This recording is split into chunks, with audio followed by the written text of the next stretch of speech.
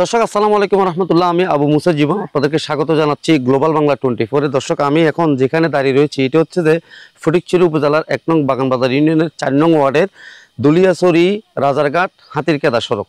এই সড়কটি দেখছেন, আমি যদি একটু দেখাই, এটা হচ্ছে যে এই সড়কটি দীর্ঘ স্বাধীনতার পরবর্তী সময়ে প্রায় অর্ধশত বছর পার হয়ে গেছে, কিন্তু এখনও এই সড়কটিতে কার্পেটিং তো দূরের কথা, ইটের একটি ইটও বসেনি।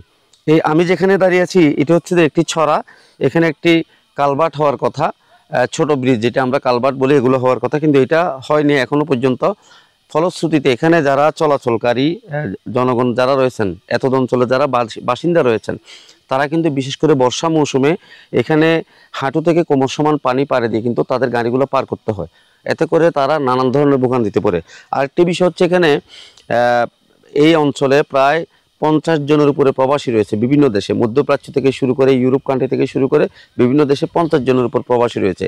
এই প্রবাসীরা তাদের রেমিটেন্স যে পাঠায়, সেই রেমিটেন্স, তাদের প্রেরিত রেমিটেন্স দিয়ে কিন্তু আমাদের দেশের অর্থনীতির চাকা ঘুরে এবং অর্থনীতির চালিকা শক্তি হচ্ছে প্রবাসীদের রেমিটেন্স। কিন্তু প্রবাসীরা যখন 2 মাস বা 3 মাসের জন্য বাড়িতে যখন আসে, তাদের যে দীর্ঘ প্রবাস জীবনের কষ্ট, সেই কষ্ট আরেকটি কষ্ট তারা পরে এখানে এসে যখন তারা বাজারে ঘাটে যেতে চায় বা কোনো ধরনের অনুষ্ঠানে যেতে চায়, তখন তারা কিন্তু চলাচলের ক্ষেত্রে নানান ধরনের ভোগান্তির সম্মুখীন হয়।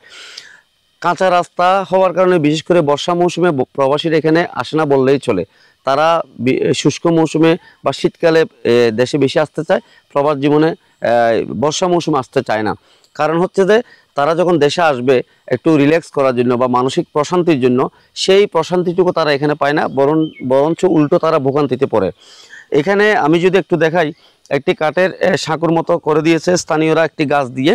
এটি দিয়ে আপাতত মোটরসাইকেল ভাড়ায় মোটরসাইকেলগুলো পারাপার হয়, আর সিএনজি অটো রিক্সাগুলো এখান থেকে এই দিক দিয়ে পার হয়। কিন্তু এই যে বর্ষা মৌসুম, যখন সিএনজি পার হতে যায়, পানি থাকার কারণে, অতিরিক্ত পানি থাকার কারণে, যদিও আজকে এখানে পানি নেই, যদি আজকে বা কালকে যেরকম বৃষ্টি হয়েছে সেই ধরনের বৃষ্টিপাত যদি হয়, তাহলে পরে এখানে কোমর থেকে হাঁটু থেকে কোমর পরিমাণ পানি কিন্তু এখানে জমে যায়। ফলে সিএনজি অটোরিকশাগুলো যখন পার হবে তখন এগুলো আটকা পড়ে যায় এবং স্টার্ট বন্ধ হয়ে যায়, তারা নানান ধরনের ভোগান্তিতে পড়ে।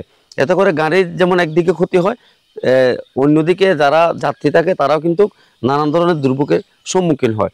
এই রাস্তাটি দুলিয়াছড়ি থেকে শুরু হয়েছে, প্রায় 4 থেকে 4.5 কিলোমিটার দৈর্ঘ্যের রাস্তা। এখানে হাতিরকেদা গিয়ে, অর্থাৎ ফটিকছড়ির সীমান্ত, লাস্ট সীমান্ত হাতিরকেদা, সেখানে গিয়ে শেষ হয়েছে। এর পরবর্তী হচ্ছে যে পার্বত্য জেলা খাগড়াছড়ি রামগড়ের সীমান্ত শুরু হয়েছে। তো আমরা এখানে এসেছি, আমরা এই বিষয়টি, আমরা এই রাস্তাগুলো বিভিন্ন জায়গায়